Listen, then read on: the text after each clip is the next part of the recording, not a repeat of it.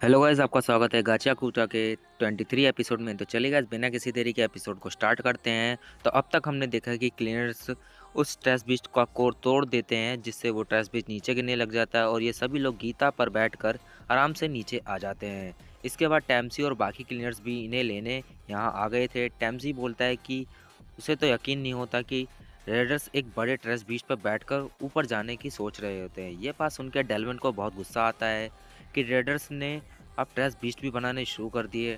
टैम्सी बोलता है कि सवाल ये नहीं कि उन्होंने ट्रैश बीस्ट को कैसे बनाया, सवाल यह है कि उन्होंने ये बनाया कैसे और उनके पास ऐसी तकनीक आई कहाँ से। गीता बोलती कि मैंने सब कुछ सुना था, वो वॉचमैन सीरीज़ की एंट्री बनाने की कोशिश कर रहा था और वो उसमें फेल हो गया था और ये फेल्ड इंस्ट्रूमेंट से ही ट्रैश बीस्ट बन गया। पर उससे कुछ समझ नहीं आया कि जोदेल की पूरी वॉचमैन सीरीज़ क्यों चाहिए। टैम्सी बोलता है कि अब हमें रेडर्स पर कड़ी नज़र रखनी होगी ताकि फ्यूचर में कोई ट्रस्ट बीस्ट ना बन सके। कहानी अब 2 दिन आगे जाती है। हम इंजन को देखते हैं जो डेलमन और रूडो के साथ शॉपिंग करने गया था। ये लोग अपने साथ कुछ फ्लावर्स भी लाए थे क्योंकि जंका को इस लड़ाई में काफ़ी ज़्यादा चोट आई थी। वो अभी भी हॉस्पिटल में है, तो रोडो उसके लिए फ्लावर्स ले जाकर उसे गेटवल सूल बोलना चाहता है, लेकिन बीमार आदमी के लिए फ्लावर्स लेकर जाने की परंपरा स्पेयर में चलती है, यहाँ नहीं। डलमल बोलता है कि ये ग्राउंड पर फ्लावर्स उगाना बहुत मुश्किल का काम है, इसीलिए उन्हें खरीदना भी बहुत मुश्किल है। पोलो कहता है कि डलमन अपने फ्लावर्स के लिए मेहनत करता है, अपनी वाइफ के लिए जो इस दुनिया में नहीं है। डेलमन बोलता है कि वो अपने फ्लावर्स रूडो को नहीं देख सकता है, पर उसको रूडो का आइडिया काफ़ी अच्छा लगा। वो एक दुकान जानता है जहाँ उन्हें बिल्कुल असली दिखने वाले फ्लावर्स मिल सकते हैं, तो वो उन्हें चलकर खरीद सकता है। इसके बाद वो लोग फ्लावर्स ले जाते हैं। जेवर के पॉइजन की वजह से जंगा की हालत बहुत ज़्यादा ख़राब हो गई थी। एलिशा की हीलिंग पावर से भी वो पूरी तरीके से ठीक नहीं कर पा रहा था, क्योंकि इन्हें पता ही नहीं होता कि जेवर ने किस तरह का पॉइजन इस्तेमाल किया था। शायद उसे खुद भी नहीं पता होगा। पोलो कहता है कि पॉइज़न जानलेवा नहीं था, लेकिन सिर्फ जंका ही है जो अपनी लड़ाई में हार गया था। पता ही नहीं उसे कितना बुरा लग रहा होगा। ये लोग दरवाज़ा खोल के देखते हैं तो जंका मेडिटेशन कर रहा था। इंजन बोलता है कि जंका भले ही गरीबी में पला बड़ा ना हो, लेकिन उसने ज़िंदगी में उतार चढ़ाव देखा है, लेकिन उसने कमज़ोरी से लड़कर खुद को खड़ा करना सीखा है और मुझे पता है कि एक दिन वो और भी ज़्यादा स्ट्रॉन्ग बनेगा। तभी इंजन को अपने चौकर पर सैम्यू का कॉल आ जाता है, जो बताती कि कैनवस टाउन से कोई जंका से माफ़ी मांगने आया होता है। ये कैनवस टाउन का मेयर और रैमलिन था। रैमलिन ने जंका के ऊपर कुछ गलत स्पेल ड्रॉ कर दिया था और उसी की माफ़ी मांगने ये दोनों यहाँ आए थे। रैमलिन कहती है कि उसने सभी के ऊपर ये स्पेल ड्रॉ किया था कि बड़े से बड़े अटैक भी कुछ नहीं होगा। एंजन कहता है कि उन लोगों के ऊपर तो ये स्पेल अच्छे से काम किया था।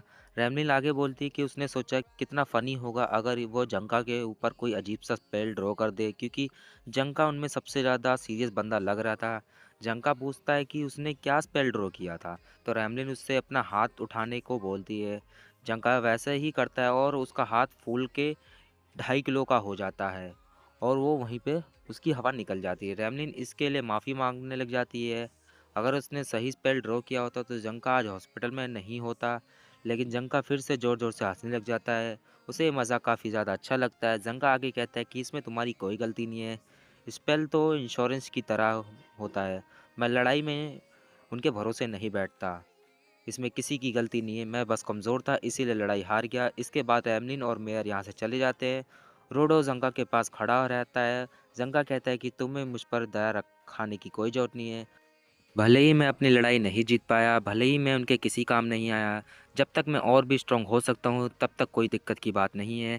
ये सुन रूडो को काफ़ी अच्छा लगता है और वो सोचता है कि उसे भी जंका से सीखना चाहिए और वो स्माइल करते हुए बहुत गंदा चेहरा बना लेता है, जिस पर उसकी जंका से बहस हो जाती है। इसके बाद इंजन उसके लिए दवाई ले आता है और उससे बताता है कि रूडो का एक नया गोल है, वो हमारे साथ मज़े करना चाहता है और मज़े करते हुए अपना बदला लेना चाहता है। हम लोग बॉर्डर क्रॉस नहीं कर पाए। अब ये रूडो के लिए अच्छी बात है या बुरी ये तो नहीं जानता, पर हम अभी सही सलामत हैं और रेडर्स भी हमें रास्ते से नहीं हटा पाए। शायद ये उनका मेन गोल था भी नहीं, लेकिन वो आगे भी टेस्ट बूस्ट ज़रूर बनाएंगे और हमें उन्हें रोकना होगा। जंका कहता है कि मुझे तो बस स्ट्रॉन्ग होने पर ध्यान देना है। रूडो को जो मज़े करने हैं वो करे, वो कर सकता है, पर उसे अब ध्यान रखना होगा कि वो अपने लक्ष्य को ना भूल पाए। उसका ट्रेनर होने के नाते मुझे ये बात उसे सिखानी होगी। वो इंजन की तरफ देखता है, वो सो गया था। दूसरी तरफ बुंदुस जोदल से पूछता है कि उनका अगला प्लान क्या होगा, ये प्लान तो फेल हो गया है। जोदेल कहता है कि उनका एक्सपेरिमेंट बिल्कुल फेल नहीं हुआ है। बंदूक कहता है कि पर तुमने अपना ट्रेस बीस्ट खो दिया है, और 2 रेडर्स भी और वॉचमैन सीरीज़ के जूते भी। जोदेल कहता है कि एक्सपेरिमेंट का गोल था ये देखना कि बॉर्डर को पार करके कोई ज़िंदा रह सकता है या नहीं, और वो वापस ज़िंदा आ गए। वो बस एक एक्सपेरिमेंट का हिस्सा थे। जोदेल कहता है कि बॉर्डर क्रॉस करने के लिए एक अच्छा ट्रैश पीस उसने पहले ही बना लिया है, हमें बस उसे और ज़्यादा स्ट्रॉन्ग करना होगा। कैथोनी बोलती कि फू तो लल्लू था, लेकिन नॉर्दे काफ़ी ज़्यादा मजबूत दिल की थी। जोदेल कहता है कि हाँ, जो बीज मैंने काफ़ी समय पहले बोया था, आज उसका फल मिल गया मुझे। वो काफ़ी अच्छी वॉरियर थी। जोदेल अब बुंदुस को कोई एक चीज़ देता है और बोलता है कि ये तुम्हारा इनाम है। ये किसी तरह का सील था जिसे देख के बुंदुस खुश हो जाता है और बोलता है कि रेडर्स में भर्ती होना मेरे लिए गर्व की बात है। मेरे लिए पहला ऑर्डर क्या है? जोदेल कहता है कि आज से हमें पता चल गया है कि चौकर्स किसी गिवर ने ही बनाया है, जिनके जरिए ग्राउंड के लोग एक जगह से दूसरी जगह पर बात कर सकते हैं।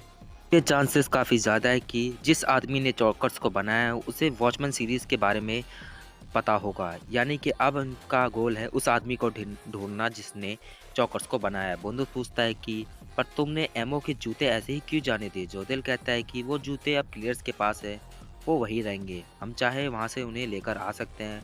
अब हमें ग्राउंड का कोना कोना छान मारेंगे और वॉचमैन सीरीज के सभी एंट्रीज को इकट्ठा करेंगे, और इसके बाद हम स्पेयर के लिए तरफ निकल पड़ेंगे और हम देखते हैं नॉर्दे की बॉडी जो नीचे गिरी थी, और यह एपिसोड यहीं पे एंड हो जाता है। तो गाइस, ये एपिसोड आपको कैसा लगा कमेंट सेक्शन में ज़रूर बताएं। चैनल में नए आए हैं तो इसको सब्सक्राइब कर दें, बेल आइकन प्रेस कर दें, जिसके बाद हमारे आने वाली हर वीडियो आपके पास सबसे पहले पहुंचे। तो चलिए गाइस, मिलते हैं नेक्स्ट वीडियो।